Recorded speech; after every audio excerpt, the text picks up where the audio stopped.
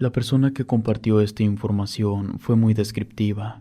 Por lo mismo, decidimos recortar confesiones sanguinarias cometidas por el protagonista, y así ofrecerles un relato informativo poco grotesco. Aún así, si quieres enterarte de los detalles, en unos días podrás encontrar los enlaces en la descripción y comentarios. Sin más, comenzamos. Los rezos. Entré en prisión por última vez en el 2009. Hace unos cuantos años salí de ella. Cometí una cantidad grotesca de crímenes, tantos que ni siquiera los recuerdo todos, pero gracias a un esfuerzo de los licenciados, el delito por el que fui condenado era mucho menor a cualquiera de los otros delitos que sí cometí.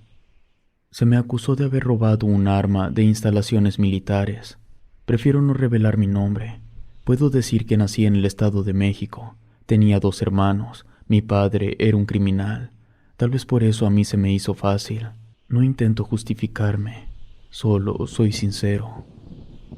Mi infancia fue dura. No nos faltaba comida, pero mi padre era borracho y violento. Y eso era cuando estaba en casa, porque el señor solía ausentarse por semanas.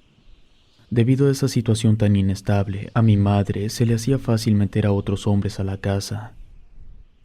En mi juventud me uní al ejército. Estuve varios años. Era bueno, pero también era muy conflictivo. Después de varios años, y en algún momento entre 1994 y el 2000, el presidente de la República decidió que algunos elementos seríamos consignados como parte de la Policía Federal. Ay, disculpen si no doy fechas exactas, pero es por mi seguridad. Siendo Policía Federal, nos asignaron como escolta de un señor que tenía muy buenas relaciones con personas importantes en la costa de Tamaulipas. No tardamos mucho tiempo para que descubriéramos que ese señor, en realidad, formaba parte de una organización criminal que tenía fuertes lazos con el gobierno, pero esos lazos no se habían generado con el sexenio de Zedillo. La relación del gobierno con esa organización se forjó durante el mandato de Salinas. Cuando nos dimos cuenta de lo que estaba pasando, ya no quisimos salirnos. Al menos en mi caso, no fue porque en realidad me agradara la idea de trabajar como delincuente, pero entendía que salirme me costaría la vida. Siendo oficialmente integrante de la compañía criminal del jefe, viajamos hasta Oaxaca a visitar a una persona que tenía un altar a la Santa Señora de la Muerte y de las Sombras, que es Iku, un orisha de la religión yoruba, pero aquí en México se le conoce como Santa Muerte. El patrón estuvo platicando con esa persona. Quería pedirle favores a la Santa Señora para que bendijera a toda la compañía y sus operaciones. El patrón y la persona del altar estuvieron hablando un buen rato. Esa fue la primera vez que yo escuché algo sobre la religión yoruba. Esa persona le estaba explicando al jefe que el orisha Iku es el encargado de recoger las almas de aquellos a quienes ya se les terminó el tiempo. El dueño del altar le explicó cómo hacer los rituales, pero ya llegaremos a eso. La religión yoruba tomó un papel muy importante para toda la compañía. Se volvió tan importante que al año siguiente uno de nosotros se volvió babalawo, que vendría a ser el equivalente de un brujo o un sacerdote, pero yoruba. El patrón no trataba mal a sus empleados porque no nos veía como empleados, él nos veía como familia y muchas veces nos lo demostró. A finales de año comenzamos a sembrar el terror entre los grupos adversarios de Tamaulipas. Fueron meses muy violentos, murió mucha gente. Gracias a IQ, nosotros tuvimos pocas bajas en ese tiempo. Por cada uno que moría de los nuestros, caían 30 de los contrarios. Cuando el jefe andaba con nosotros, las operaciones se tornaban más dantescas. Estando él, no podíamos perdonar a nadie, mujeres, niños y hasta perros. El jefe no quería sobrevivientes. Ya con mi propia gente, el jefe me dejaba a cargo de misiones importantes. Empecé con Reynosa, después me moví a Tampico, y tomando Tampico como centro de operaciones, empecé a ganar terreno en Veracruz. Hice también mi trabajo, que logré establecer una ruta que nos permitía adquirir producto en Guatemala y llevarla hasta la frontera. En una de tantas incursiones por Veracruz, me enteré de la existencia de un brujo que tenía fama de ser el más poderoso del país. Decían que gente de Europa viajaba solo para poder consultarlo. De brujería yo solo conocía lo básico. Lo que a mí me generaba curiosidad era saber quién era más fuerte, si un brujo o un babalawo. En la primera oportunidad que pude, me presenté con ese brujo. Cuando le pregunté, él afirmó no conocerme, pero estaba seguro que yo cargaba con muchos muertos en la espalda. Le pedí que me explicara. Él agarró un espejo y lo puso frente a mi cara. Me dijo que los ojos de un hombre siempre tienen, aunque sea un poco de brillo, porque la mirada es el reflejo del alma. Me pidió que buscara ese brillo en mis propios ojos. Por más que me esforcé, no pude notar ningún brillo, y se lo dije. Él me explicó que cuando el alma está podrida, el brillo de los ojos desaparece. El brujo, sosteniéndome la mirada, me preguntó qué era lo que yo estaba haciendo en su choza.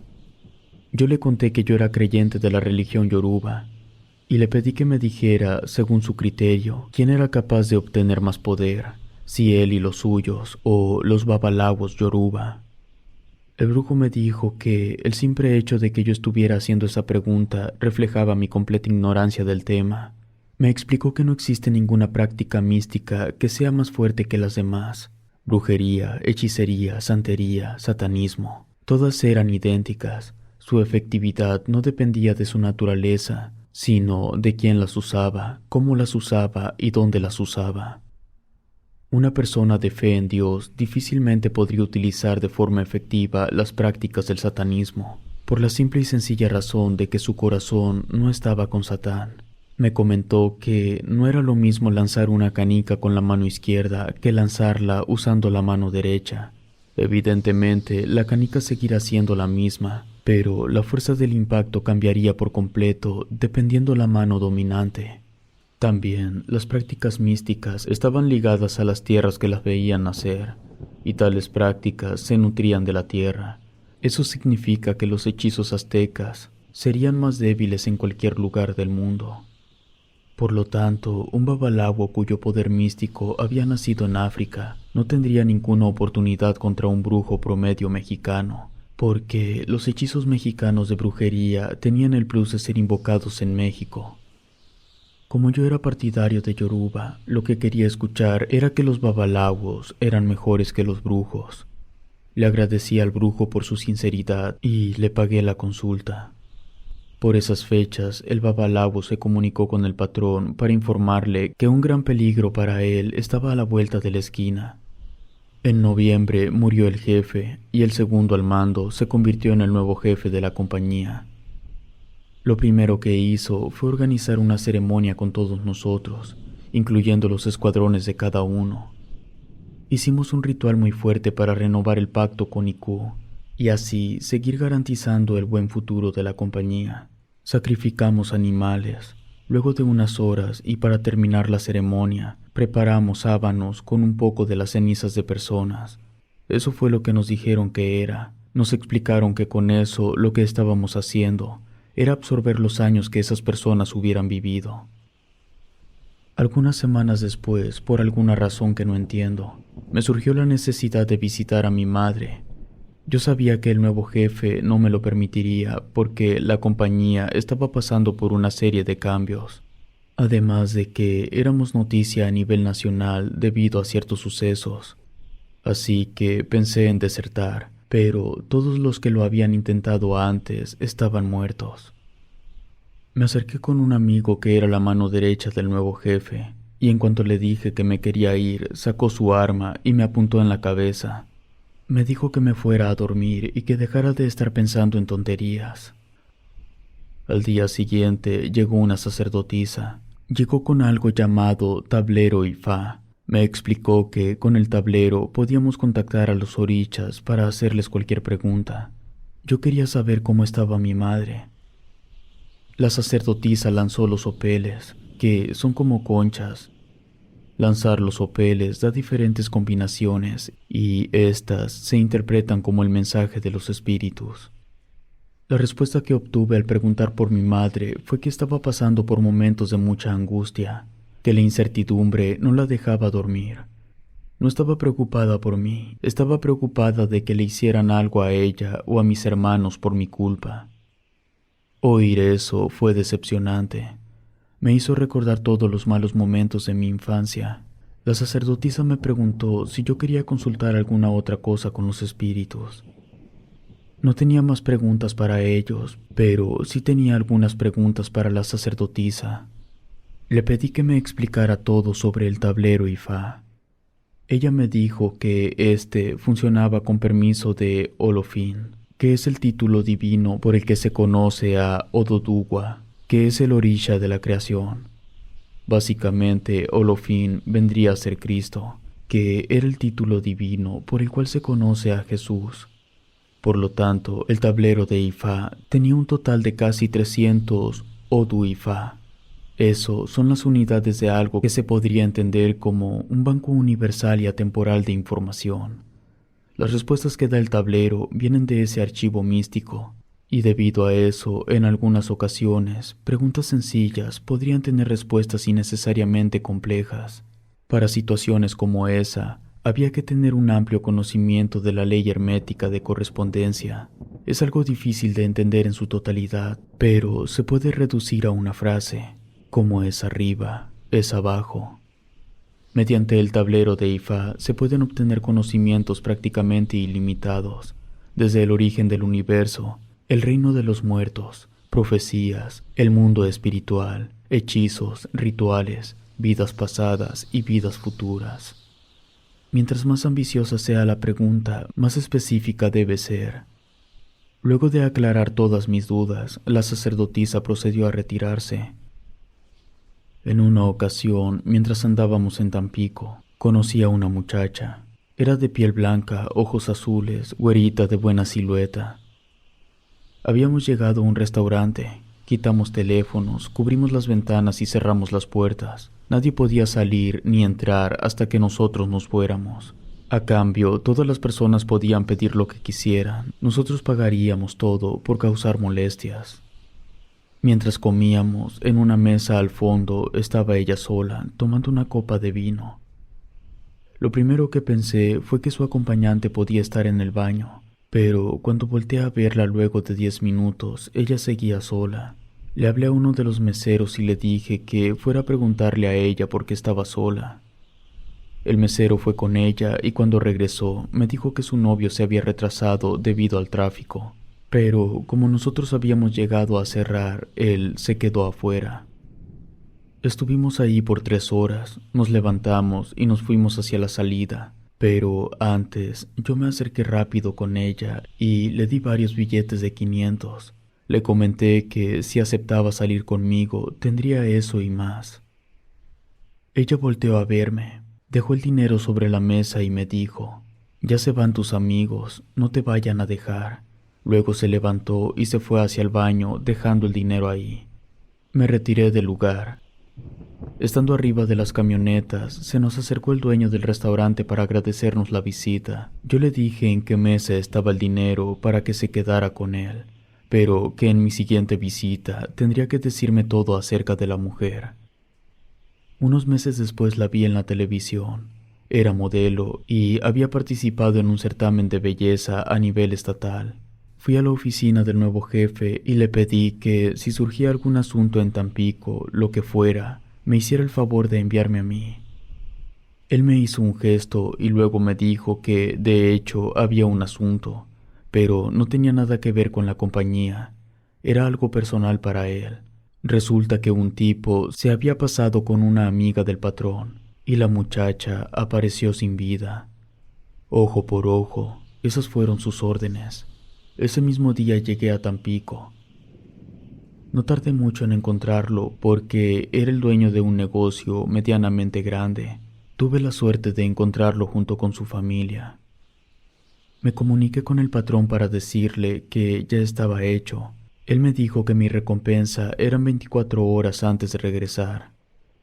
A primera hora de la mañana fui al restaurante aquel para hablar con el dueño. Hizo un buen trabajo. Supo decirme el lugar y la hora exacta en la que podría encontrar a la muchacha sola sin su novio. Cuando llegué con ella, iba saliendo del gimnasio. Se acordó de mí. Me dijo que no estuviera perdiendo mi tiempo, que ella no se involucraba con delincuentes. Eso se me hizo raro, En ese año mi foto todavía no circulaba en el periódico ni en la tele. Por eso le pregunté si ella sabía quién era yo. Me respondió que no, pero que sí sabía quién era mi jefe porque cuando lo vio en el restaurante lo reconoció de las noticias. Le dije que me diera una oportunidad, que estando conmigo tendría el cielo y las estrellas. Ella, con una mirada firme y una voz muy seca, me dijo: primero muerta. Caminó hacia su auto. Yo me mantuve a una distancia. Puso sus cosas sobre el suelo para poder abrir la cajuela. Se veía que pesaba. Ella se agachó para tomar sus cosas y guardarlas. Yo rápidamente me apuré a ayudarla. Le dije que por lo menos me permitiera hacer eso. Ella se apartó. Yo levanté sus cosas y las puse dentro de la cajuela del auto. Entre sus cosas había una botella de agua. Le pregunté si podía tomar un trago. Ella me dijo que me quedara con la botella, pero que la dejara en paz. Tomé la botella, cerré la cajuela y me aparté para que ella pudiera irse.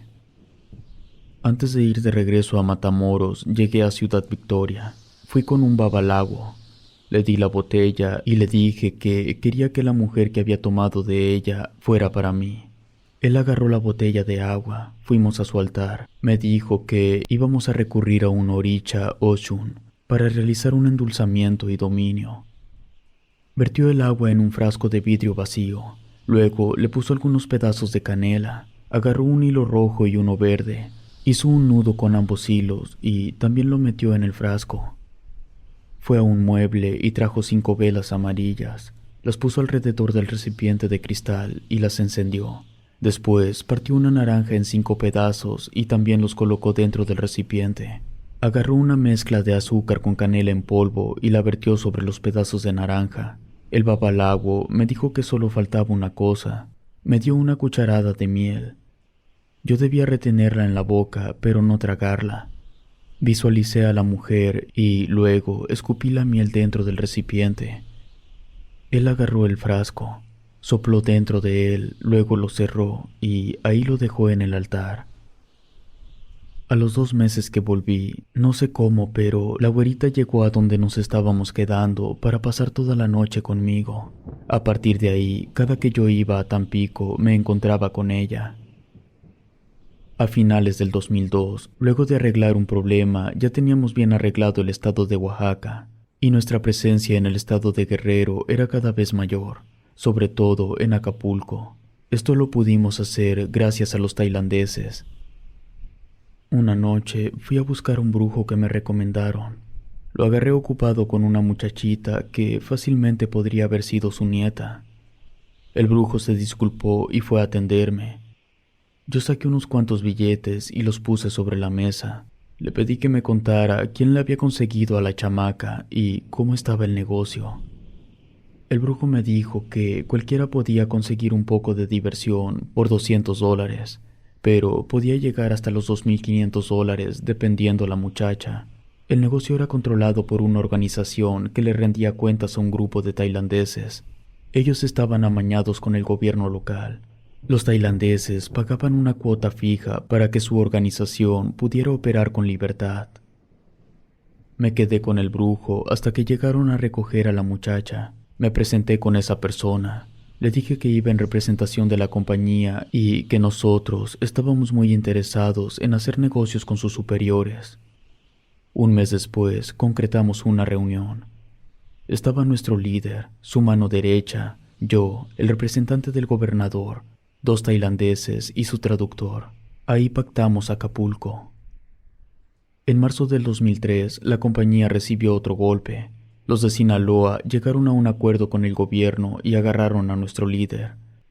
Después de eso, los nombres y fotos de todos nosotros salieron a la luz. El viejón siguió siendo muy importante aún estando en prisión.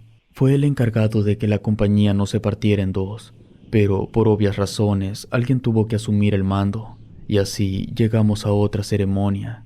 Ese ritual fue muy diferente. En el centro del sitio había una gran lona blanca de 10 por 10. En esa lona había una montaña de unos 300 pescados. Varios babalawos participaron en el ritual. Primero vaciaron litros y litros de manteca humana, después garrafones de miel, galones de aguardiente, montones de tabaco y bultos de cáscaras de coco. Después, los babalawos nos pidieron que cada uno de los que estábamos presentes pusiéramos $500 sobre la montaña de ingredientes. Si no teníamos efectivo, podíamos poner cualquier cosa con un valor igual o superior. Yo sí llevaba los $500, pero hubo gente que puso chamarras, carteras, relojes, botas, cadenas y anillos. Después, los babalawos le prendieron fuego al montículo. Al paso de algunos meses, las cosas parecían estar más estables, lo suficiente como para que uno de los compañeros pidiera permiso de ordenarse babalawo. Platicando con él, me dijo que lo que más le llamaba la atención era poder practicar vudú. Se ajustaron los calendarios de la compañía y se celebró la ceremonia. Varios estuvimos presentes. Cuando llegamos, lo separaron del grupo y lo llevaron a un salón aparte. Antes de iniciar la ceremonia, debían bañarlo en una tina con agua caliente y hierbas. Después, tenían que rasurarle todo el cuerpo, cortarle las uñas de los pies y de las manos, y vestirlo con una túnica blanca. Y este proceso se llevaba a cabo por 2 vírgenes, para así garantizar la pureza de todo el proceso. A la ceremonia también llegaron algunos guatemaltecos. Eran de los caibiles. Se habían unido a la compañía algunos meses antes del arresto del segundo jefe. Luego de un rato salió nuestro compañero. Le habían quitado todo el cabello, cejas, bigote, barba y hasta los pelos de los brazos. Todos fuimos a donde estaban los babalawos. De inmediato empezaron a tronar los tambores, y los babalawos empezaron a fumar 2 o 3 habanos al mismo tiempo hasta que todo el salón se llenó de humo. Nuestro compañero y un anciano, que parecía tener todos los años posibles, se pararon al centro. Los babalawos formaron un medio círculo, y nosotros completamos la otra mitad. Se dijeron algunos rezos. Entonces el anciano empezó a bailar de una forma muy incómoda. Sus huesos se retorcían tanto que parecía que el viejo se iba a partir en pedazos. Por momentos costaba mantener la vista en el centro. Los tambores se detuvieron y en ese momento fui testigo de una de las cosas más impresionantes que he visto. Una tenue luz verde cubrió al anciano y luego se elevó 1 metro en el aire. Se mantuvo en silencio, levitando por unos segundos. Después, con la voz menos humana que se pudieran imaginar, se dirigió hacia el compañero y le dijo todas las cosas importantes que estaba destinado a hacer antes de su muerte. También le advirtió que, si sucumbía ante la ambición del poder, sufriría una muerte horrible que solo llegaría después de una agonía desoladora. La luz verde dejó de rodear al anciano y cayó al suelo de golpe. Luego, los babalawos, con navaja en mano, se acercaron a nuestro compañero y le grabaron símbolos cortando su piel. Estos iban en la cabeza, orejas, cuello, pecho, espalda, brazos, estómago y manos. Unas personas trajeron 2 cadáveres, levantaron al anciano y lo empalmaron de tal forma que el anciano estaba en medio de los 2 cadáveres. Entre 6 personas agarraban al anciano y a los cuerpos para mantenerlos de pie. Un babalawo agarró a nuestro compañero y lo formó detrás de los empalmados. Estando los 4 de pie y en línea recta, otro babalawo agarró una lanza y la pasó a través del anciano y de los 2 cadáveres. La punta de la lanza alcanzó a picar a nuestro compañero, pero no lo perforó. Si el anciano había sobrevivido a la caída cuando dejó de levitar, definitivamente había muerto cuando la lanza le perforó el pecho. Para terminar la ceremonia, a nuestro compañero lo mandaron guardar dentro de una especie de sarcófago. Pasaría ahí toda la noche, y cuando despertara al amanecer, estaría consagrado como un babalawo. A partir de ahí, cada que nuestro compañero, que llamaré Baba, andaba con nosotros, las misiones se ponían más sangrientas. A finales del 2003, en Coahuila, nos encontramos con una ramificación de aquella secta con la que habíamos colaborado en Juárez. Era nuestra oportunidad de mandar un mensaje a los de Juárez sin necesidad de ingresar en su territorio. Les mandamos todos los cuerpos en un camión. Lo que voy a decir no es para intentar blanquear nuestras acciones, pero cuando digo que los de esa secta eran más cerdos que nosotros, lo digo en serio. Ellos reclutaban adolescentes, buscaban que fueran puras, las utilizaban para hacer rituales satánicos, las sacrificaban como ofrenda para Baphomet. Como dije, llegamos a colaborar un rato con esa gente y me tocó estar presente en uno de sus rituales. A la chamaca de esa vez la tenían encadenada sobre un altar. El líder, que utilizaba una túnica roja con una máscara de chivo, hizo sonar 6 veces una campana. Después le vaciaron encima 2 tinas de un líquido blanco. Yo supongo que era leche de cabra o algo así. Después colocaron grandes cirios negros y morados sobre el altar. Luego procedieron a rezarle a Baphomet. Y por último mataron a la chamaca. Pero a pesar de que yo me esperaba un espectáculo sangriento, no fue así. No entiendo cómo lo hicieron, pero la mandaron al otro mundo sin derramar una sola gota de sangre. No quiero hacer parecer que fuimos los héroes, pero esa secta dejó de operar en Coahuila porque nosotros les dimos baja. Brincando el año, empezamos a notar que el Baba se estaba volviendo loco. En los tapones hacía estupideces que ponían en peligro a todos. Sabíamos que era cuestión de tiempo para que algo saliera mal. Cuando le preguntamos por qué hacía esas tonterías, nos salió con la respuesta de que se creía inmortal. Entonces decidimos llevarlo a Nuevo Laredo con el primero de nosotros que se hizo babalawo. Le explicamos lo que pasaba. Este regañó al Baba. Lo dejó como palo de gallina, pero el Baba seguía en su alucín. Alegaba que, como aún no había cumplido su destino, no podía morir. El otro, que le llevaba muchos años de ventaja, le explicó con peras y manzanas, pero el Baba seguía de terco. Aquel se desesperó, sacó su arma y le pegó un tiro. Todos nos quedamos sorprendidos. El patrón se iba a poner como loco cuando se enterara, pero el otro nos dijo que nos tranquilizáramos, que tenía todo bajo control. Nos explicó que lo iba a dejar morir, pero iba a traerlo de regreso antes de que la oricha o ya se quedara con su alma. Con sus dedos sacó la bala del cuerpo del Baba. Le preguntamos si lo iba a coser o si por lo menos iba a detener el sangrado.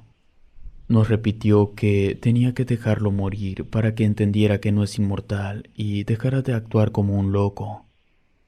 Esperó unos momentos. Luego, con una daga, empezó a hacer cortadas dibujando símbolos alrededor de la herida que había dejado el impacto. Nos pidió que le pasáramos una campana que tenía en el mueble. Se la llevamos y él la hizo sonar más de 30 veces. Con la última campanada se fue la luz de la casa. En ese momento prendió una vela. No sé si tenía un cerillo a la mano o si también tenía poderes de fuego, que la verdad no me sorprendería. Puso la vela sobre el lugar en el que había sido el impacto y se puso a rezar en el idioma de Nigeria. La luz volvió. El Baba, que seguía tirado en el piso, aparentemente muerto, empezó a hablar en lenguas. Luego le empezó a salir humo de los ojos. Dejó de hablar y empezó a vomitar gusanos. Cuando dejó de vomitar, el humo también dejó de salir de sus ojos. Hubo silencio en la casa. Yo pregunté si eso había sido todo. Me respondió con una pregunta. Quería saber si yo había pasado por el entrenamiento especial completo cuando estuve en el ejército. «Hazme un favor y agárralo», me dijo. No entendí qué tenía que ver el entrenamiento especial con que agarrara al Baba, pero simplemente hice caso. En el momento que puse mi mano sobre el Baba, recibí una descarga eléctrica tan fuerte que salí disparado hacia atrás. En ese momento el Baba se enderezó. Nosotros no lo podíamos creer y él estaba muy asustado. Preguntó qué había pasado. Yo, mientras me ponía de pie, le dije: «Este mendigo loco te mató y te revivió. A ver si con eso ya te calmas». Sí le sirvió de escarmiento porque ya no volvió a hacer tonterías que pusieran en peligro las operaciones. Hay que dar otro salto en el tiempo, 1 año prácticamente. Para ese entonces ya no solamente traíamos hombres en nuestras filas, también habíamos enfilado mujeres que, en mi opinión, fue la peor decisión que pudimos haber tomado, porque cuando me metieron a la cárcel, mi escolta era de puras mujeres. Ni siquiera hicieron el intento de defenderse, se rindieron, por eso me agarraron. Mientras iba esposado en un vehículo de la marina, pensaba en muchas cosas: mi familia, el baba que tenía pocos meses de haberse matado para no dejar que lo agarraran los contras. También pensaba en mi güerita, que a lo mejor ya no la volvería a ver. Lo bueno fue que la compañía no me dio la espalda. No me sacaron al día siguiente, pero sí mandaron varios licenciados a arreglar mi problema. Estando guardado, me fui a visitar el Babalagua de Nuevo Laredo. Me llevó un tablero Ifá y unos caracoles. En unas 7 sesiones me enseñó lo básico para que yo pudiera consultar a los espíritus por mi propia cuenta. Cuando se despidió la última vez que fue a visitarme, me dijo: «Hazte fama, di que eres brujo, yo sé lo que te digo». Le hice caso, y así como no queriendo, la gente se fue enterando de que yo podía hablar con los espíritus. Empezaron a conocerme como el santero. Pero luego llegó al penal un santero de Tepito. Le habían encontrado restos humanos en su altar. Entonces, para no confundirnos, a él le decían el santero con S y a mí el santero con Z. Las ironías de la vida. Gente de otras organizaciones iban a mi celda para consultar el tablero. Así pude enterarme de muchas cosas, sobre todo de los de Sinaloa, porque esa raza tenía gente ahí como castigo. No estaban intentando sacarlos porque ellos mismos los habían metido. Entonces esa gente hablaba. Yo, como correspondencia, no les cobraba la consulta. Estar encerrado un rato, aunque fuera poco tiempo, me cayó de lujo. Dejar de ver muertos todos los días y dejar de tener que lavarme las manos con jabón en polvo para que no quedaran rastros de sangre. Además, conseguí información valiosa sobre Sinaloa. La relación que tenían con el gobierno era muy estrecha. Por eso nos estaban pegando duro en Nuevo Laredo, Acapulco y Michoacán. Cuando me sacaron del bote y me reuní con el patrón, me informó que estaban viendo la forma de sacar de la cárcel al antiguo jefe, ya que la compañía estaba a un estornudo de partirse en dos, y eso nos dejaría expuestos a ataques por todas partes. Todavía no habíamos avanzado nada con la liberación del antiguo jefe cuando los de Michoacán se voltearon y se hicieron llamar familia. Además, ellos tenían lazos con Sinaloa. De pronto, lo de la liberación se fue al caño, porque lo mandaron a Estados Unidos. Eso significaba que, aparte de tener problemas con Sinaloa, Michoacán y el grupo que era de ambos, a la vuelta de la esquina estaba esperando la separación de la compañía. Pero, mientras tanto, debíamos seguir operando con normalidad. A mí me mandaron a una misión en San Luis. Habíamos tenido problemas con las bodegas. Necesitábamos un lugar grande y más seguro. Mi misión era encontrar ese lugar. Estando en un bar a las 2 de la mañana, escuché una conversación muy interesante. Un tipo le estaba diciendo a otro sobre unos túneles subterráneos en la capital. Decía que los había construido la iglesia durante la Inquisición. El otro le respondió que esas eran puras patrañas, que ya había escuchado eso antes, pero eran mentira. Empezaron a alegar. Entonces otros 2 llegaron con ellos, se unieron a la plática y entre los 4 no lograron ponerse de acuerdo si los túneles eran reales o no. Así fue que tuve una idea. Buscaría esos túneles, y si los encontraba serían la bodega, porque no podía existir un lugar más seguro que aquel que la gente ni siquiera sabe si en verdad existe. Me habían dado $2 millones para la misión. Yo no podía disponer de todo ese efectivo. Siempre nos daban mucho sabiendo que no era necesario gastarlo todo. Pero haciendo eso, cuando alguien regresaba diciendo que se gastó todo, sabrían que los había clavado y por lo tanto le darían cuello. Yo, de esos 2 millones, podía gastarme como mucho la mitad, pero aún así, $1 millón era más que suficiente para encontrar esos túneles, si es que en verdad existían. Fui a las mejores universidades del estado, recluté historiadores, ingenieros, arquitectos y gente que era experta en todo lo que tiene que ver con el suelo. En 15 días encontramos los túneles. Después empezamos con las excavaciones. Empezamos con la exploración y la delimitación del área que yo usaría. Para eso tuvimos que encontrar otras posibles entradas y levantar muros. Esto en caso de que alguien llegara a los túneles por esas entradas, no tuviera forma de colarse en la zona que yo usaría como bodega. Un día de tantos, algunos obreros llegaron corriendo hasta donde estaba yo. Venían pálidos. Decían que algo los había asustado. Yo pregunté qué era lo que había pasado y me dijeron que habían encontrado a una bruja. Los demás obreros que oyeron se empezaron a poner nerviosos. Les pedí que me llevaran al lugar. Entonces otro obrero, un señor de más de 50 años, se dirigió a mí con un poco de miedo. «Me va a perdonar, patrón, pero no debe ir nada más así. Lleve protección». Yo no podía echarme para atrás porque quedaría como un cobarde, pero tampoco podía ignorar las palabras del señor porque sería una falta de respeto. Yo siempre fui de la creencia de que para que la gente te sea leal, debes respetarlos. Yo necesitaba de la lealtad de esos obreros para que no dijeran la ubicación de los túneles. Les dije que se fueran a sus casas y que al día siguiente yo llevaría a alguien para que nos protegiera a todos de la bruja. Fui a Zacatecas para traer a un babalawo con el que me llevaba muy bien. Platicando en la carretera, me explicó que si la bruja no aceptaba abandonar el lugar, yo tendría que matarla de un disparo en la mano izquierda. Le respondí que nadie podía morir de esa forma. El babalawo agarró un cargador que yo traía debajo del asiento, sacó una bala, la puso entre sus manos y se puso a hacer una oración invocando al Oricha Eleguá. Después le rezó a Ogún, luego a Ochosi y por último le rezó a Osun. Cuando terminó de rezar, me entregó la bala y me dijo que ahora esa bala podía matar a cualquiera que recibiera el impacto en la mano izquierda. Al día siguiente, el babalawo y yo nos reunimos con los obreros dentro de los túneles. Acordamos que nosotros dos, los que la habían encontrado y el líder de los obreros, iríamos con la bruja. Tuvimos que caminar por lo menos unos 800 metros. Entonces los obreros se detuvieron y nos dijeron que ahí adelante, dando la vuelta en la abertura, estaba un área cerrada y dentro estaba la bruja. Tuvimos que caminar por lo menos 800 metros. Entonces los obreros se detuvieron.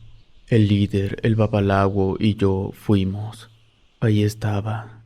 No me atrevería a decir que era una mujer, porque como no tenía ningún rasgo humano, tenía la forma, brazos, piernas, pero no lograba distinguir su piel. Era solo un bulto. El líder de los obreros quiso correr, pero lo detuve. El babalawo sacó un palo adornado con cosas y se empezó a acercar despacio mientras rezaba. La bruja se movía de forma extraña.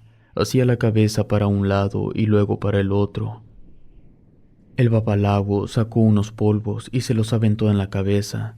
La bruja hizo un sonido espeluznante y luego llevó sus manos a la cara. Ahí pude distinguir cuál era su derecha y cuál era su izquierda. Muy despacio saqué mi arma, le quité el cartucho y metí la bala que había recibido los rezos. Volví a colocar el cartucho, quité el seguro del arma y me preparé para disparar. Mientras tanto, el babalawo seguía rezando y lanzándole polvos a la bruja. Parecía que la estaba venciendo, pero entonces la bruja, mientras estaba encorvada en el suelo, hizo algo y una bruma negra se desprendió de su espalda. Esa bruma se lanzó sobre babalawo, lo atravesó y lo hizo caer al suelo. La bruja se levantó y volteó hacia nosotros. Dio un grito y justo cuando se movió en nuestra dirección, le disparé en la mano izquierda. Una poderosa luz cubrió el lugar. La luz era tan fuerte que tuve que cubrirme los ojos. Cuando la luz desapareció, la bruja ya no estaba. Ayudé al babalawo a ponerse de pie. Estaba bien, solo necesitó unos minutos para reponerse. Finalmente, volvimos con los demás obreros. Contamos lo que había pasado. Ellos quedaron más tranquilos y los trabajos continuaron. Al pasar 2 meses, los túneles ya eran nuestras bodegas. Volví con el patrón con misión cumplida y más de $1 millón. En ese momento me gané un lugar más importante en la compañía, tanto que la siguiente misión que me asignaron fue apoderarme de Chiapas. Llegando al estado, lo primero que hice fue asegurar las rutas que llegaban a la frontera con Guatemala. Tuve que contratar gente para que me ayudaran vigilando el terreno. No fue difícil ganarme día a día a los pobladores, porque en aquel entonces parecía que el gobierno se había olvidado que Chiapas formaba parte de México. La gente hacía cualquier cosa con tal de asegurar un plato de frijoles para sus hijos. En el 2008 recibimos un documento enviado por un informante que teníamos dentro de la Sedena. El documento decía que el gobierno federal iba a iniciar una cacería de brujas contra las prácticas religiosas de las grandes organizaciones criminales. No iban sobre nosotros directamente, sino que iban sobre altares, monumentos y lugares de reunión para rituales y celebraciones. Terminaba diciendo que los altares que teníamos en Nuevo Laredo serían destruidos por un grupo militar especial del gobierno. Nosotros confiábamos en nuestro informante. Nunca nos había quedado mal. Libramos muchas gracias a él, pero que el gobierno se quisiera meter a tumbar altares no nos parecía creíble. Entonces, el patrón se reunió con el informante para ver los pormenores de esa supuesta operación. Desconozco qué fue todo lo que hablaron, pero los escoltas del patrón me dijeron lo poco que alcanzaron a escuchar. El informante le dio nombre y apellido del general que se encargaría de la operación, y le dijo todas las misiones que se harían, le dio fechas y lugares. El primer golpe sería evidentemente contra nuestra compañía. Iban a desmantelar un centro de adoración al diablo que habíamos construido en el lugar más aislado de Catemaco. Nosotros no creíamos en el diablo, pero casi todos los que reclutábamos en Veracruz lo adoraban. El patrón dio la orden de que ese día concentráramos en ese centro de adoración a los más nuevos y a los jefes de plaza que nos generaban desconfianza. 190 hombres se reunieron ahí el 5 de julio del 2008. De los 190, solo 6 fueron detenidos e interrogados. Todos los demás cayeron. En el 2009, mientras estaba en una de las casas de seguridad, la Marina nos rodeó. Terminé en la cárcel, en otra diferente donde había estado la primera vez. Ahí me encontré con un viejo amigo de cuando yo había estado en el ejército. De todos los que habíamos recibido el entrenamiento especial, solo él y otro se habían quedado fuera de la compañía. Me contó que cuando nos dijeron que seríamos designados como parte de la Policía Federal, él se enteró por otra persona que eso de meternos a la Policía Federal solo era una cortina de humo para que después termináramos dentro de la compañía. Por eso él no quiso entrar a la Policía Federal, le inventaron cargos y terminó preso. Él quería saber qué había hecho yo para que la compañía dejara que me encerraran. Yo me reí confiado y le comenté que no iba a durar mucho ahí, que en pocos días llegarían los licenciados y empezarían a mover todo. Y así fue. Primero lograron que mi ausencia fuera infinitamente menor que la que realmente merecía. Por desgracia, antes de que lograran sacarme, pasó lo inevitable. La compañía se partió en dos y comenzó una guerra que no terminaría pronto. Esto ocasionó que ya no intentaran sacarme del bote, porque ambos bandos tenían mejores cosas que hacer. Sabiendo que mi estancia dentro de la prisión me ponía en peligro de muerte, decidí tatuarme un hacha, símbolo del Oricha Ogún, que era el dios de los guerreros, y hasta donde tengo entendido, es el más antiguo de todos los orichas. Después de tatuarme, empecé a investigar mucho sobre Ogún. Cada que mi güerite iba a visitarme, me llevaba libros. Las personas trabajan para compañías como en la que yo estuve porque el gobierno se olvida de que existen. Los padres tienen que alimentar a sus hijos, y si no tienen trabajo y el gobierno no los ayuda, ellos mismos buscan la ilegalidad, y la violencia va a seguir perpetrada en México mientras no se elimine el hambre del pueblo. Esto lo aprendí en la cárcel, luego de leer y leer hasta que me lloraran los ojos. Así pasé mi condena, leyendo y escuchando, y las cosas que escuché fueron muy interesantes. Me enteré de todo lo que ocurrió con la compañía después de que caí en la cárcel por última vez, pero precisamente porque yo estaba encerrado, no puedo contarles con precisión cómo fue que ocurrieron las cosas. Por las fuentes, sé que toda la información es cierta. Todo inició en San Fernando. Era el único lugar en el que podía empezar, porque ahí era donde la compañía entrenaba a los nuevos reclutas que se unirían a nuestras filas. Al campo de entrenamiento llegaron los otros de la compañía, los que eran de la línea de los amigos del expresidente Salinas, gente cercana al sobrino del difunto señor Guerra. Me referiré a nosotros como los exmilitares y al otro grupo como los Guerra. El culto de la Santa Muerte fue esencial para que los militares no vieran mermadas sus filas mientras peleaban contra el gobierno y contra los Guerra. Todo aquel que acudía a los altares que tenía un collar o un tatuaje, todos ellos tomaron un arma y le entraron al quite. Estaban convencidos que la Santa Muerte los iba a proteger. Eso no ocurrió. Por más devotos que fueran, de todas formas terminaban muertos. Pero por cada uno que perdían, reclutaban 3. Habían colonias enteras en las que todos estaban al servicio de la Santa Muerte y de los exmilitares. Nuevo Laredo era de ellos. Ni los Guerra, ni Michoacán, ni Sinaloa. Entre los 3 no podían sacarlos de la plaza. Cuando se dieron cuenta que no iban a poder, Sinaloa hizo valer su trato con el gobierno, y los Guerra todavía tenían algunos favores que cobrar al ejército. Hicieron que se adelantara aquella operación especial de la que nos había advertido el informante, y en una sola noche destruyeron y quemaron los 7 altares más importantes hacia la Santa Muerte. El 8 de octubre del 2012 salió la nota de que el máximo líder de los exmilitares había caído en manos de la Marina. Según lo mataron, pero luego, mágicamente, su cadáver desapareció de la funeraria. Otro ocupó su lugar como nuevo líder de los exmilitares, pero poco le duró el gusto. Lo agarraron a los 9 meses y su hermano quedó al frente. Mientras el nuevo jefe trataba de organizar todo, la Marina agarró al Babalao de Nuevo Laredo, porque él había sido responsable de levantar los altares más importantes hacia la Santa Muerte. Con su captura habían dañado mucho al culto. El Babalao estuvo un rato en la misma prisión que yo, pero luego lo trasladaron. En ese lapso de tiempo, yo tuve un serio conflicto con un cristiano. Él me buscó porque, no sé cómo, pero él estaba al tanto de que en la primer cárcel me apodaban el Santero con Z. Ese cristiano quería pasarme por encima. Todos en la cárcel sabían que yo ya no tenía a nadie afuera que me respaldara. Por lo mismo, yo no podía permitir que un hombre cualquiera quisiera verse más fuerte que yo, porque lo único que me mantenía vivo en aquella prisión era mi fama. Esa fama que hacía que algunos me respetaran y que otros me temieran. Decidí apoyarme con los orichas.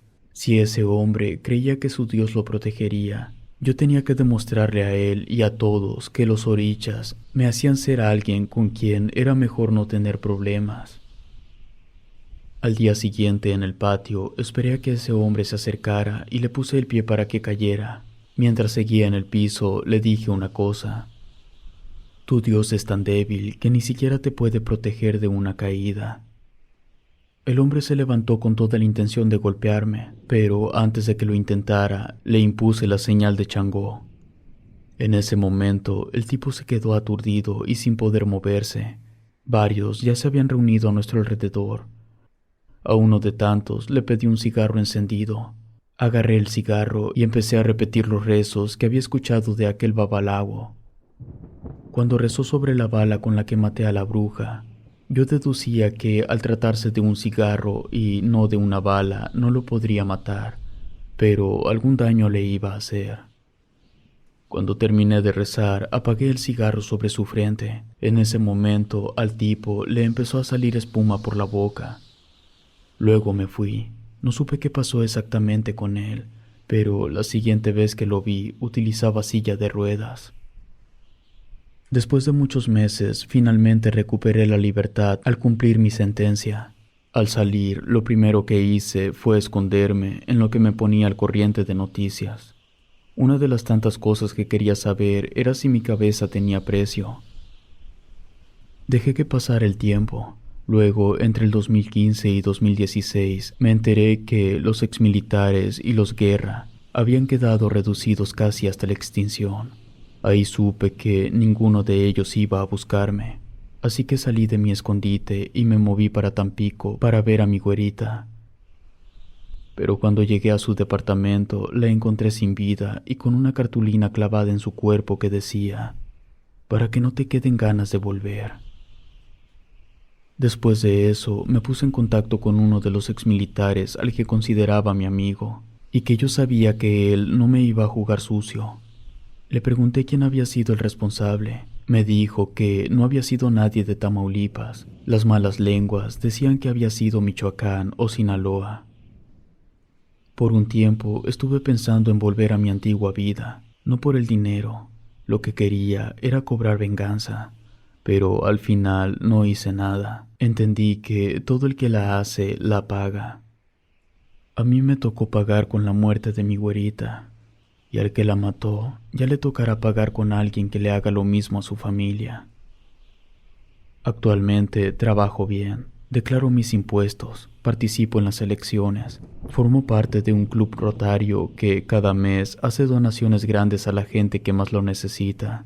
Me estoy esforzando por aportar por lo menos un grano de arena para que cada vez menos jóvenes elijan el camino que yo elegí. Y si por primera vez me atrevo a contar mi historia, es precisamente para dar a conocer todos los horrores que tuve que pasar por haber tomado malas decisiones. Si te gustó este relato, por favor suscríbete activando la campanita de notificación. Muchas gracias por tu apoyo. Relato escrito y adaptado por Ramiro Contreras.